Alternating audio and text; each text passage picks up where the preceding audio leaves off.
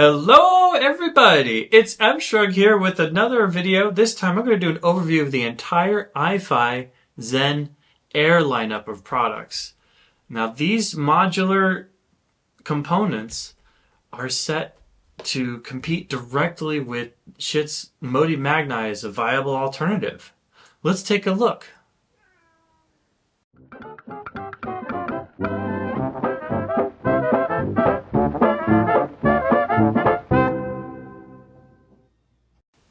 Alright everybody, welcome to another review. Now this is going to be done in just about one take, maybe some roughness, a little bit of ums and ahs, because this is a loaner tour. I have to get this in the mail, so this has got to go out to the next person, provided without a requirement of positive or negative reviews or really that much instruction from iFi. It's just, hey, do you want to hear it? We would love to have a review. Now, I do think that this is cool. And I think it's cool because each of these components is $99 and you can slowly add modules to complete your needs or build up a system. Now each of the components is powered by a barrel connector DC to USB cable. That means that, hey, it's going to be pretty universal to find a plug. However, I also definitely noticed that I was struggling to have enough USB cables. You know, if you have all four items, that's 4 USB for power, and there's a 5th USB for the data and the audio transfer, you end up having a whole lot of tables. And here's a cut-in of some B footage showing, yeah, it looks pretty good in the front, but it's a mess of things in the back. There's definitely enough connections and RCA ports and things to connect each of these or to connect it to an external system. So if you just need like a preamp or a DAC added to your system, you could just get the ZEN Air DAC with the preamp volume knob and be good to go. Or you can do the whole gradient of different colors of the different modules. I like that flexibility. That's really cool. But it is, for a small system, there's a lot of interconnect wires. You're still going to need all the different RCA connectors to go in between. It is not like a magical magnetic connection that just kind of makes it tidy as an all-in-one system. I've used the shortest cables I could find to make it as tidy as possible, and it's manageable. I do like that iFi's included cables are short. And that kind of goes into my second talking point. I've got my talking points here to keep me on track, but the utility of it as a whole system, I think that this small of a thing is perfect for sitting on your desk, right? Next to your computer. So many of our devices are really tiny and they're in a pocket and they flop around, and then they're huge and take up too much desk space that you can't fit it among your other gear. This, I was able to just sit right on top of my Mac Mini. I actually thought it looked pretty good together, and I was able to plug it all in. As I said, I struggled for USB ports, and I had to use a USB hub, but what you gonna do? I mean, at least I got it working. I also feel that even though there's 4 components in this system, which I may have read off before, but it's the ZEN Air DAC, the ZEN Air CAN, which is an amplifier, the ZEN Air Blue, which is the Bluetooth module, and the ZEN Air Phono, which is a phono preamp, or a phono amp, not a preamp, sorry, just a phono amp. I think that most people will not need all 4. It's really cool to have the whole stack with the whole gradient. I'm going to pull them over here, and you know, if you're getting fun and OCD with it, you know, you've got the blue DAC, CAN, and phono and make a nice gradient of colors here, but you're usually not going to have your computer right next to your turntable on the same desk. And if you do have your computer right there, you're probably not going to also want the Bluetooth to send in data. Like, you can just connect it to your computer anyway. Like, why would you have all four? But you could potentially have all four in different places, and I do appreciate that modularity. And I also think that even if you have just like a 3-stack like this, if you're going to make like a kind of a home hi-fi setup where you're using the Bluetooth straight into the CAN, so the ZEN Air Blue into the ZEN Air CAN to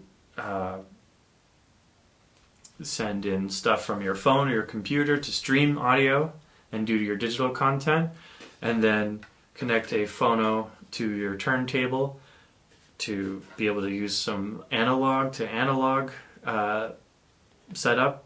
I still think that it looks nice, it looks professional, the cables are not too long. You'll just need to have probably a power strip with a bunch of USB connectors on it.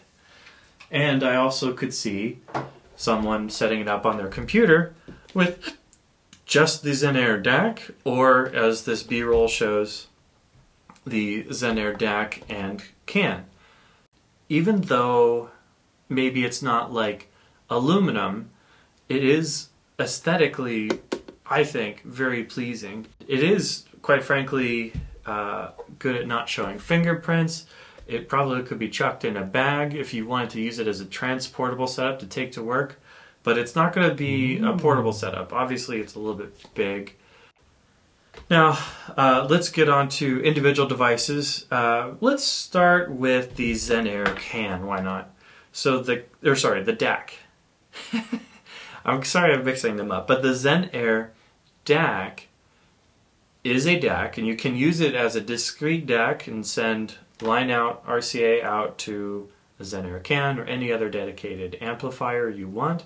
However, it does also have the larger 6.5 millimeter, or in America, 1/4-inch jack, headphone jack. So your full-size headphones can plug straight into this and be used.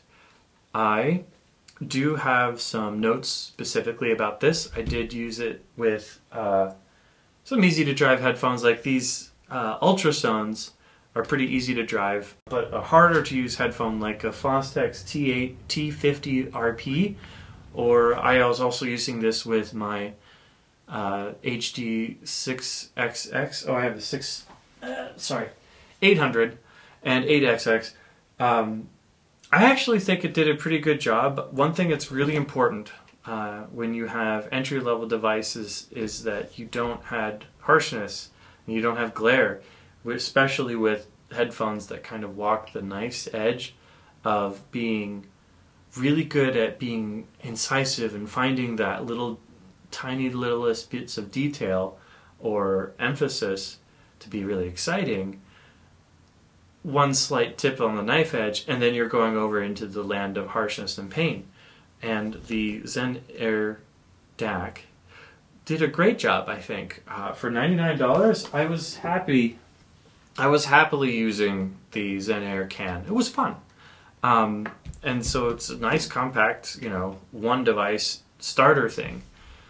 And I did have some notes. There was one small issue I noticed. I was using my Mac Mini M1 and M2, and when I was using iTunes Music, Apple Music, to stream in high res, a couple of the songs would lose the first few moments of the song, but it wasn't quite consistent.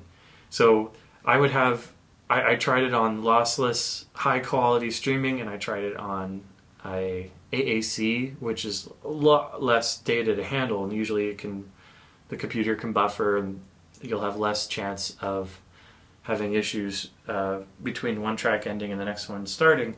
But several times I would go to the end of the song, let it play for 10 or 15 seconds, and it would start the next track, and the first word or the first 2 or 3 words would get cut off. I don't necessarily think that there was other times though when I was just letting the playlist go. I actually picked up the I pulled up the digital version of Dark Side of the Moon because I know that this has a tendency to have like gapless playback. It's designed that it would just flow one track into the next. And in that test, it was fine. So my suspicion, again, short, brief time to test this, my suspicion is that if the bit rate from one song to the next and the format and everything is the same, it's not switching between, you know, let's say CD quality, it's not going between 44 and 48 kilohertz, then if it's staying the same, then it can do gapless playback and you don't have any lost moment between songs. And it took me a couple days of listening before I noticed it the first time.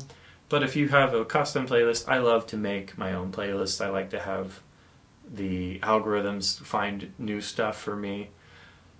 Sometimes when it's mixing up the different bit rates and sample rates, it seems that there could be a gap between tracks. That said, there's no lag. I don't think there's a buffer in these, but there's no lag. So when I plug this into my PlayStation 5, some B-roll footage here, it works. It's great. The PlayStation even put the name of the device in the settings, so it has a universal driver. This is an USB audio class 1 device. That's what you need to be able to work with the PlayStation console. Sorry, Xbox, Microsoft chose not to do that.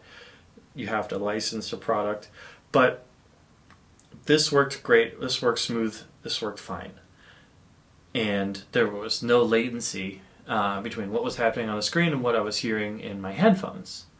So that was great. And I think that most people would be very happy with that. Let's also just kind of briefly go back again to the sound.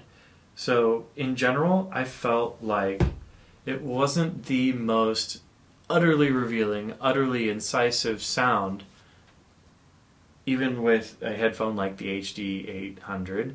But that's a good thing because, I know it sounds strange to say that. It was very revealing, it was very good, but it doesn't have like that hi-fi, cutting edge, distinct kind of hardness to it. It had a bit more of a rounded, easier to listen to quality.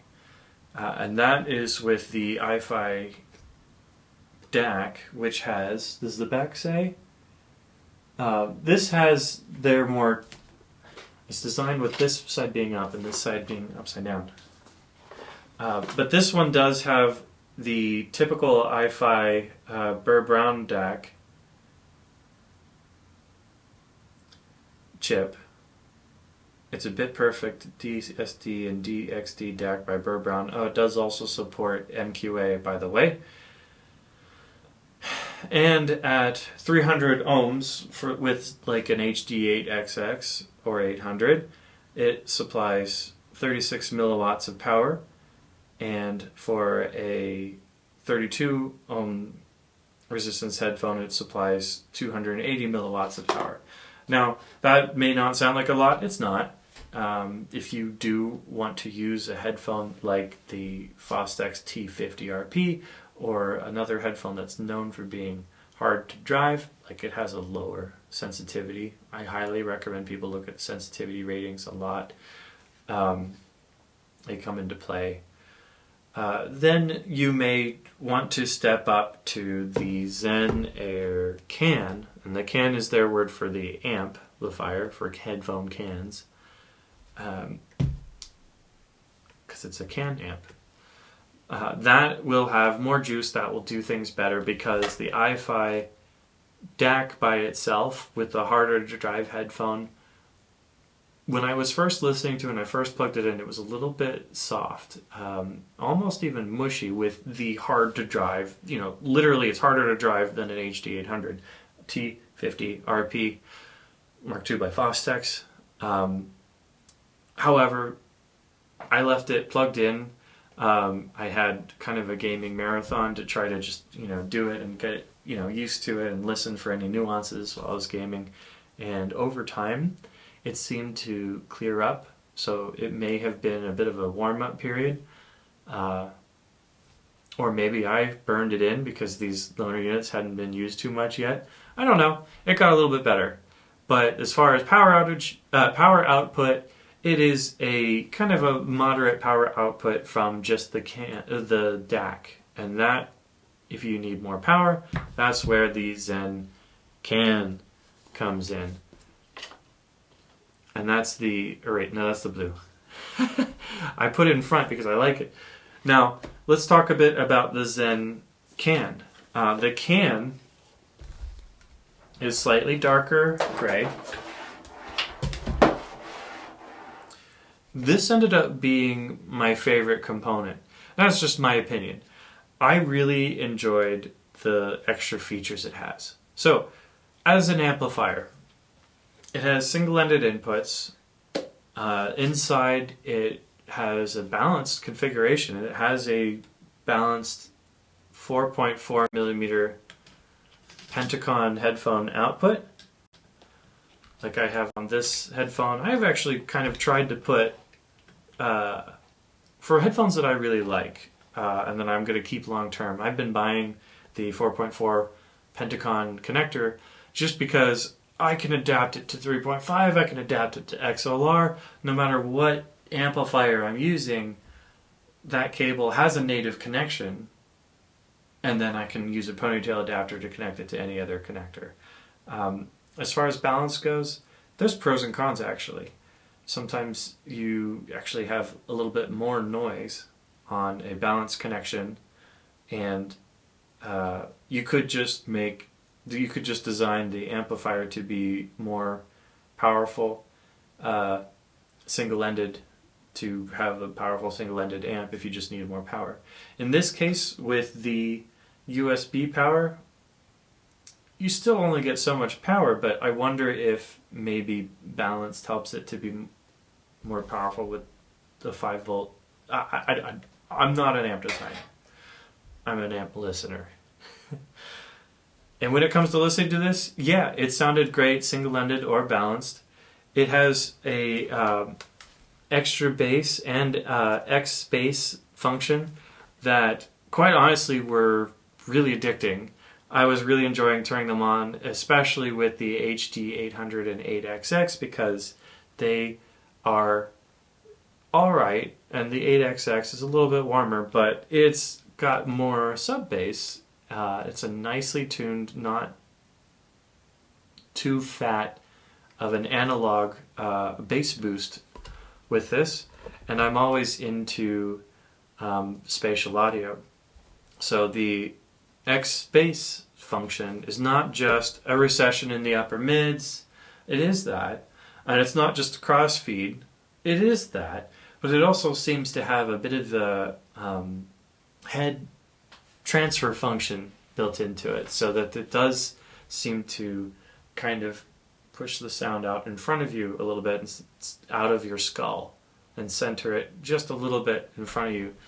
It was a subtle effect. It wasn't too strong, and I thought it was pleasantly and well done. That I wanted to listen to it that way most of the time. But for the sake of review, I would listen to it pure, but for fun, I was turning it to the balanced mode. I did also note that the ZEN Air DAC has an extra bass boost, and you can turn on the DAC and the CAN amps bass both and double up your bass boost, and that's fun. It was not a problem, and just kind of coming back to it, like, I was having a great time because I just kept not having problems with having enjoyable, fun sound. Maybe not the world's most technical, but it was enjoyable sound. And each of these things for 99 bucks, like, this was really good for $99. I think most people would be, okay, $99, this is a good start, and this is a nice addition, and it seems to be worth the $99. There's 3 different inputs on the back. You have 2 sets of RCA inputs, for example with the Phono amp and the let's say Bluetooth, And then there's also a 3.5 millimeter input, which was right on the end here. It fits, so you have 3 inputs, and you can switch between them with a button on the front. It's not automatic. You do get to prioritize which input you want to use. And there's also 3 selections of gain. I do want to make mention of this specific ZEN Air CAN. I noticed that when I used the 3.5 millimeter input on the back, I was using the HD 8XX at the time. There was a background like noise that was consistent, and it got louder as I turned up the volume, and it didn't matter if I used if I turned up the volume all the way on the DAC and then turned it down on here. It was just kind of every time I used that 3.5 millimeter input. And it wasn't my cable, because I used that exact same cable with another amp and it was fine. It was just something about connecting it to this specific setup, and I bet that it's only this unit. There is a warranty on these.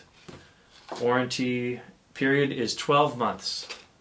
And I noticed it day 1. So I think they'd take care of it. They're good with that kind of thing. But if you do have an issue, that's definitely a time you want to use your warranty. Overall, again, yeah, it has the same kind of plastic feel, about the same weight. I don't know how well the camera is showing this, but the knob, it has kind of a color changing aspect to it. In the B-roll I did play with it and show it has a little bit of dampening to it, which is nice, a little bit luxurious, and it feels aluminum, so the volume knob and the RCA connectors are the metal parts of this device on the outside in the headphone jacks.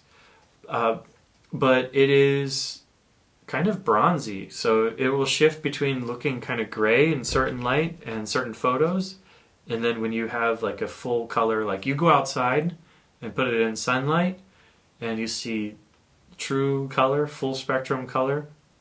The handle's a little bit bronze, which is just aesthetically fun, and they're going for a bit of aesthetics in this, so it's worth mentioning, worth kind of keeping in mind. That's a pretty good summary of the ZEN Air CAN. Let's talk next about the Blue. So we did talk about the ZEN Air DAC having a Burr Brown chip. Interestingly, I noticed that the Blue does not use the same DAC as the ZEN Air DAC. And it doesn't have a digital output. It is, in fact, a self-contained Bluetooth receiver and then DAC output. It doesn't have a preamp function like the ZEN Air DAC does, so you can't adjust the volume, you can't use it as an all-in-one little system for your headphones. But if you're connecting it to an old stereo, if, like me, I had it next to my turntable and you had a stack of audio gear that has like a great integrated amp, and you just need Bluetooth to be added to it, or you wanted an updated version that supports, what is this, Bluetooth 5.1 with the standard SBC that's required for all Bluetooth, plus AAC like Apple uses, and YouTube videos all use AAC, so it wouldn't need to re-encode. aptX, which is very common on Android and a lot of portable devices, and aptX HD. aptX Adaptive, which includes like which changes automatically for you. aptX Low Latency, which is great if you're doing any gaming. If you're gaming on a PlayStation 5, you're going to need a Bluetooth output dongle. I have one from Creative that also supports low latency aptX output, and it would connect well with this if I wanted a Bluetooth headphones with my PlayStation. But it also has Sony's LDAC and LHDC/HWA from Huawei, which is very, very much comparable to Sony's LHDC, LDAC. They're both almost CD quality Bluetooth streaming. The difference is that LHDC is cool because you can download an app on your phone, I believe even an iPhone, and add that high-res Bluetooth streaming. So it's cool that you got all those codecs, and it's interesting that they use a Sabre DAC in it. I forget what the chip model is. Maybe I'll do some B-roll of the website with the DAC model number here. But interestingly, it doesn't sound like some people try to say, okay, Sabre DACs are by necessity harsh and they have glare in the highs. The interesting thing is I was using it with AAC. AAC, I think, is specifically not harsh in the highs. It's a little bit gooey and warmer. Slight loss in fidelity and clarity to me, separation, but really pleasant to listen to, and that comes through on the Air Blue, where the best Bluetooth that you feed it is going to come out, and it doesn't inherently sound harsh or bad. Yes, again, I was using it with my HD8XX in this case, which is a little bit more gentle than 800, but both of those are very revealing. And if you have a harsh or bad source with problems, it would show it and it would be a pain. And I didn't find the Air Blue to be a pain. So it's a nice little addition if you want a DAC that has a Bluetooth streaming.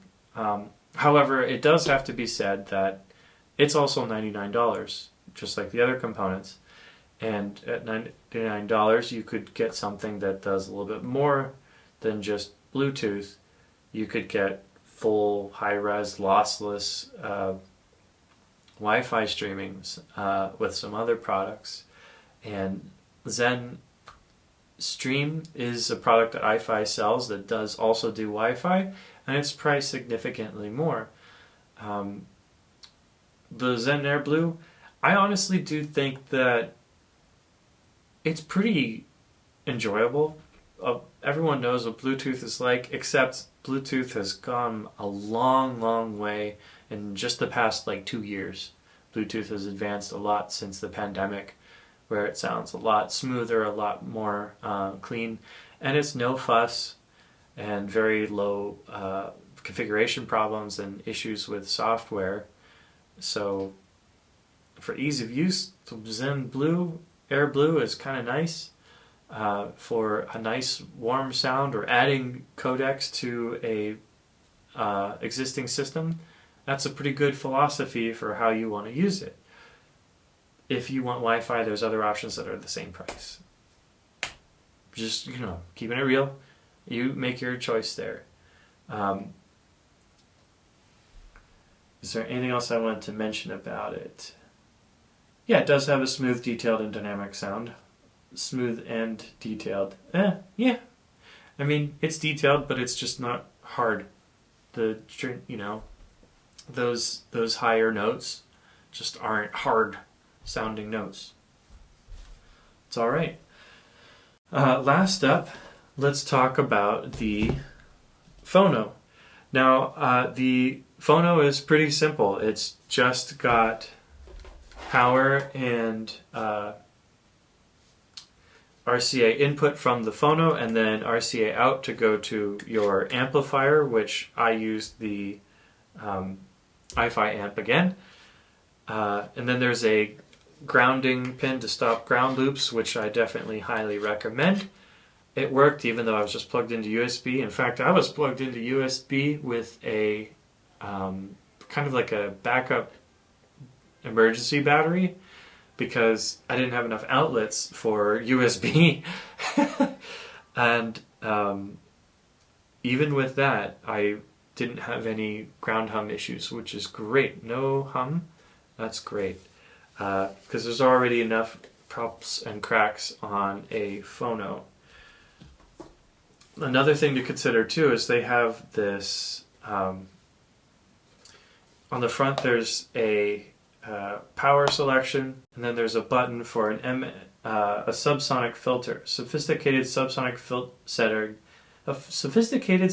filter setting for warped records. I don't actually have warped records. I'm not exactly sure what it does. I tried turning it on and I tried turning it off, and I didn't hear a change. But that's because I have a very new, fresh vinyl collection of like 15 albums. They're all new. So I did not see a benefit of it. On the back, by the power, there's a switch for moving magnet or moving coil type of cartridge heads for reading the vinyl. So you can switch between both types. And it sounded good. It did the right thing. It applied the RIAA curve, EQ, if you will, to the vinyl that it's supposed to do to recover the bass so that the records sound right.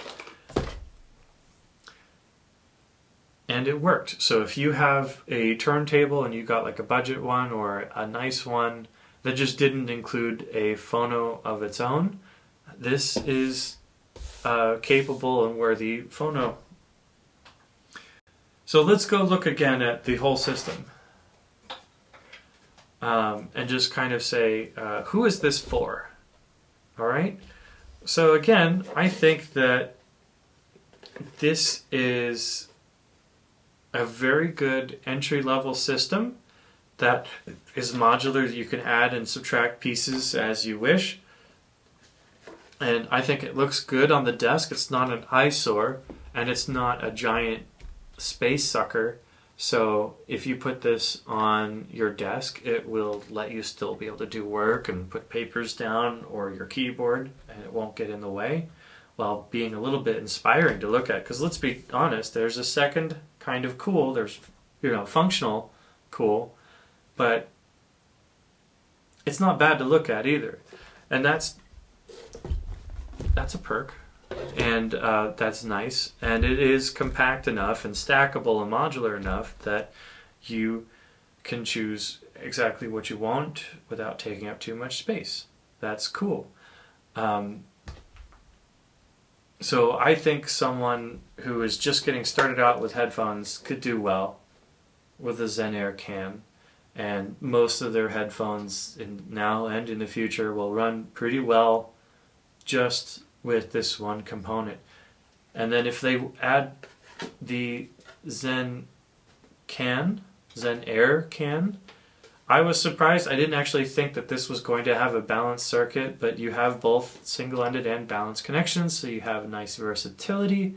You can adapt the 4.4 millimeter connection to whatever your cable comes with your headphone, so that you don't have to worry too much about connectors. Yeah, you'll have a nice connection there.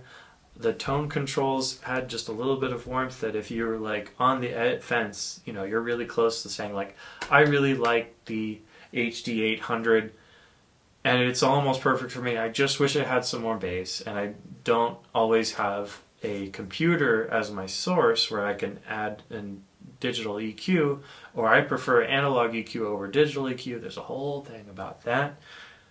Great. The ZEN CAN is also a sweet product that I would pick it over a Magni, which has a bit more of an analytical, a little bit crisper, but also a little bit sharper sound, while not really being more detailed. And this one I feel is a little bit more musical. That's how I read it. That's how I feel it. And that's two devices for $99 each, $200. And that's a great little desktop setup. I also could see that being a lightweight, transportable setup that someone could take with them to the office. It's, again, they could put it in a drawer when they're not using it, so it's secure and safe. It can fit into a backpack without being too heavy. It might even fit into like a laptop bag. And so I think it's also a good transportable device. As far as being set up on a home system, if you're trying to save space and you're trying to have high wife acceptance factor, or you yourself just like things that look good, it does that. The back end of it will still have a spaghetti pasta mess.